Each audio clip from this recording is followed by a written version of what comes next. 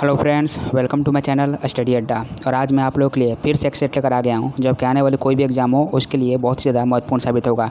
और आज का जो सेट है इसमें मैंने साइंस का क्वेश्चन बहुत ही ज़्यादा लिया है जो आपके आने वाले एग्जाम के लिए बहुत ही ज़्यादा फायदेमंद होगा। तो बिना किसी टाइम वेस्ट किए चलिए शुरू करते हैं। इसमें पहला जो क्वेश्चन है, बच्चे को लिंग निर्धारण के लिए उत्तरदायी क्रोमोसोम होता है। तो इसका जो आंसर होगा वो होगा पिता का, यानी कि बच्चे का लिंग निर्धारण के लिए पिता का क्रोमोसोम उत्तरदायी होता है, यानी कि ऑप्शन नंबर 1 जो है इसका आंसर होगा। और ये भी आप ध्यान रखेंगे कि पुरुष में XY होता है और महिला में XX होता है, ये भी आप ध्यान रखेंगे। अगला जो क्वेश्चन है, निम्न में से कौन सा मनुष्य में अवशेषी अंग नहीं है। इसका जो आंसर होगा वो होगा आगे वाले चपटे दांत। अवशेषी अंग वो अंग कहलाते हैं जो पहले हमारे थे लेकिन धीरे धीरे वो अंग जो है विलुप्त हो गए, या फिर वो अंग का हमारे शरीर में कोई काम नहीं है, उसी को हम लोग अवशेषी अंग बोलते हैं। जैसे कि हाथ का जो नाखून है इसका जो हमारे शरीर में कोई काम नहीं है, यानी ऐसे अंग जिसका शरीर में कोई काम ना होता है, या फिर वो अंग जो पहले हमारे शरीर में थे लेकिन धीरे धीरे उसकी आवश्यकता ना होने के कारण वो ख़त्म हो गए, वैसे अंग को हम लोग बोलते हैं अवशेषी अंग। ये बात आप ध्यान रखेंगे। अगला जो क्वेश्चन है, केंचुए में कितने आंखें होती है। इसका जो आंसर होगा वो होगा कोई नेत्र नहीं, यानी ऑप्शन नंबर डी जो है इसका आंसर होगा। अगला जो क्वेश्चन है, बिच्छू का विष कहाँ होता है। इसका जो आंसर होगा वो होगा डंक में, ये आप ध्यान रखेंगे। अगला जो क्वेश्चन है, ऑक्टोपस है एक, इसका आंसर होगा वो होगा मृदुकवची, यानी ऑप्शन नंबर डी जो है इसका आंसर होगा, ये आप ध्यान रखेंगे। अगला जो क्वेश्चन है, निम्न में से कौन सा एक मीन नहीं है। इसका जो आंसर होगा वो होगा ऑप्शन नंबर सी, यानी कि फ्लाइंग फिश जो है एक मीन नहीं है। अगला जो क्वेश्चन है, संसार में किसकी जीव संख्या सर्वाधिक है। इसका जो आंसर होगा वो होगा मछली की, यानी मछलियों की संख्या संसार में सबसे अधिक है। अगला जो क्वेश्चन है, जल से बाहर निकाले जाने पर मछलियाँ मर जाती है क्यों।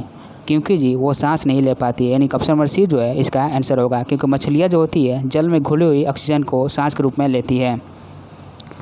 अगला जो क्वेश्चन है, क्यों शीतल काल की तुलना में ग्रीष्म काल में अधिक मछलियाँ मरती है। इसका जो आंसर होगा वो होगा ऑक्सीजन के अपक्षय के कारण, यानी ऑप्शन नंबर सी जो है इसका आंसर होगा, ये बात आप ध्यान रखेंगे। अगला जो क्वेश्चन है, मेढक के हृदय में कितने कक्ष होते हैं। तो मेढक का जो हृदय होता है उसमें कक्षों की संख्या जो होती है वो होती है 3, यानी कि जो भी उभयचर प्राणी होते हैं उसमें हृदय के जो कक्ष होते हैं वो 3 होते हैं। एक अपवाद है वो है मगरमच्छ, यानी मगरमच्छ में 4 हृदय चैम्बर होते हैं, लेकिन और सब जितने भी उभयचर हैं उसमें 3 होते हैं, ये बात आप ध्यान रखेंगे। और जो जलचर होते हैं, जो जल में रहने वाले होते हैं उसमें 2 हृदय कक्ष होते हैं, यानी कि मछलियों में हृदय कक्ष की संख्या जो होती है वो होती है 2। और इसके साथ आप ये भी ध्यान रखेंगे कि जो भी स्तनधारी वर्ग है, स्तनधारी वर्ग में हृदय के जो कक्ष होते हैं वो होते हैं 4, ये आप ध्यान रखेंगे। अगला जो क्वेश्चन है, शीत रक्तीय प्राणी कौन सा है। इसका जो आंसर होगा वो होगा उपयुक्त सभी, यानी कि मछली भी है, मेढक भी है और छिपकली भी, ये सब शीत रक्तीय प्राणी है, यानी ऑप्शन नंबर डी जो है इसका आंसर होगा। अगला जो क्वेश्चन है, निरसंस प्राणी कौन है। इसका जो आंसर होगा वो होगा ऑप्शन नंबर डी, यानी कि कछुआ जो है वो निरसंस प्राणी है, ये आप ध्यान रखेंगे।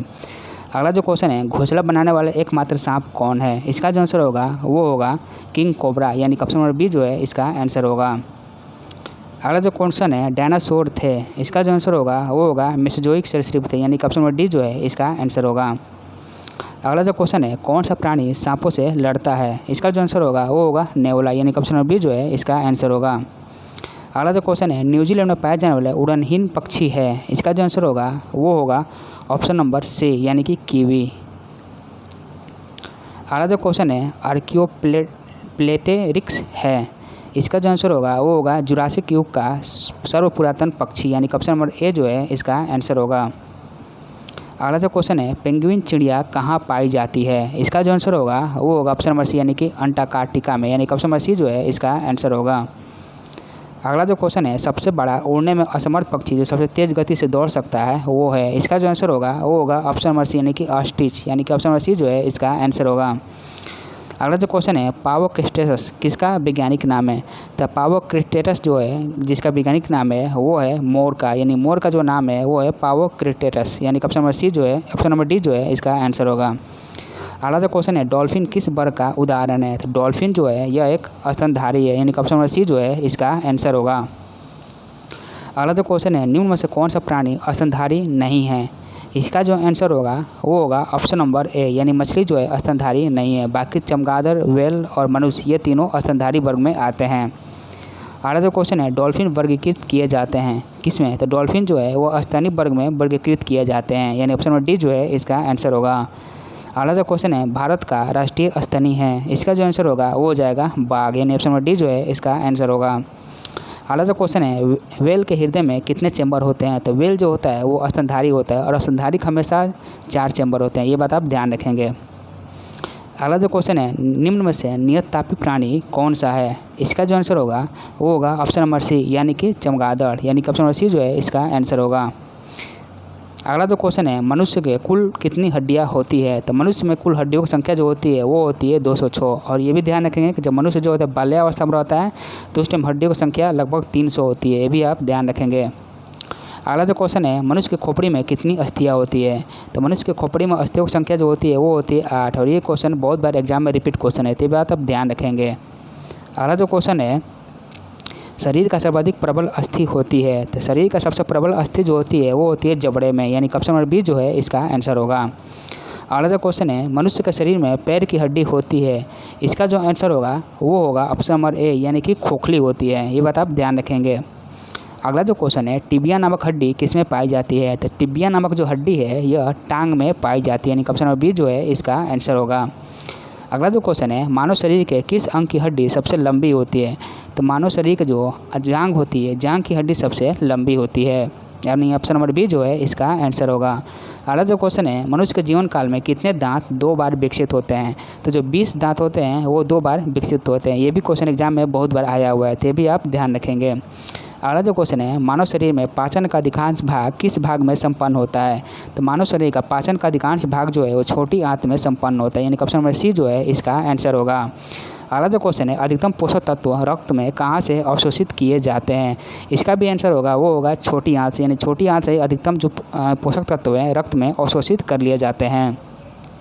अगला जो क्वेश्चन है, लार में कौन सा एंजाइम पाया जाता है? तो लार में जो एंजाइम पाया जाता है वो होता है टाइलिन, ये आप ध्यान रखेंगे। अगला जो क्वेश्चन है, पेट में भोजन को पचाने के लिए निम्नलिखित में से किसका खास आवश्यकता होती है? तो इसका जो आंसर होगा वो होगा एंजाइम का, यानी ऑप्शन नंबर 37 का जो ऑप्शन नंबर सी होगा वो आंसर होगा, यानी आप ध्यान रखेंगे। और ये भी ध्यान रखेंगे कि जो पेट होता है उसमें HCl जो है पाया जाता है, यानी ऑप्शन नंबर सी इसका आंसर होगा, और इसके साथ ही आप HCl भी याद रखेंगे। अगला जो क्वेश्चन है, मुख से निकलने वाली लार किसका पाचन करती है? और ये भी क्वेश्चन एग्जाम में बहुत बार रिपीट क्वेश्चन है, तो इसका जो आंसर होगा वो होगा स्टार्च, यानी ऑप्शन नंबर बी जो है इसका आंसर होगा। अगला जो क्वेश्चन है, निम्न में से किस अम्ल की उपस्थिति मानव पेट में होती है? अभी आप लोगों को बताया था कौन, हाइड्रोक्लोरिक अम्ल, ऑप्शन नंबर बी जो है इसका आंसर होगा, और इसी को हम लोग HCl बोलते हैं। अगला जो क्वेश्चन है, पाचन में प्रोटीन निम्न में से किस पदार्थ में बदल जाता है?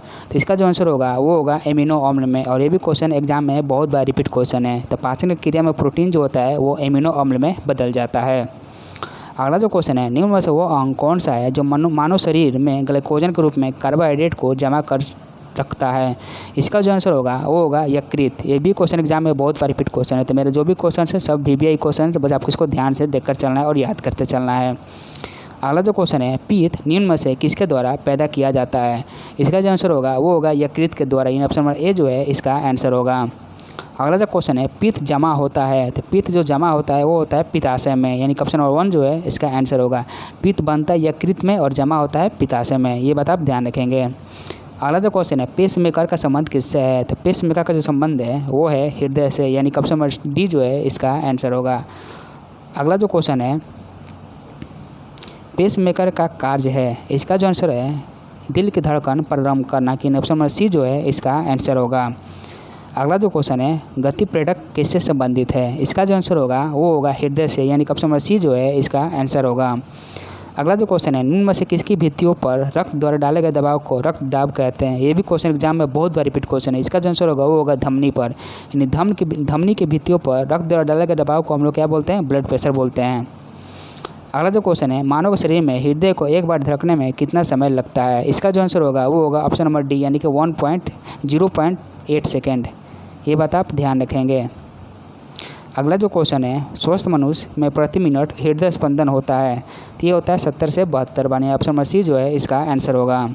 और मेरे सेट का जो लास्ट क्वेश्चन है, स्वस्थ मानव का रक्तचाप सिस्टोलिक और डायस्टोलिक होता है कितना? तो वो होता है 120/80। और ये था आज का मेरा लास्ट क्वेश्चन। आई होप आप लोग को वीडियो पसंद आया होगा, तो मेरे वीडियो को लाइक कीजिए, मेरे चैनल को सब्सक्राइब कीजिए, और मिलते हैं नेक्स्ट वीडियो में। Thank you.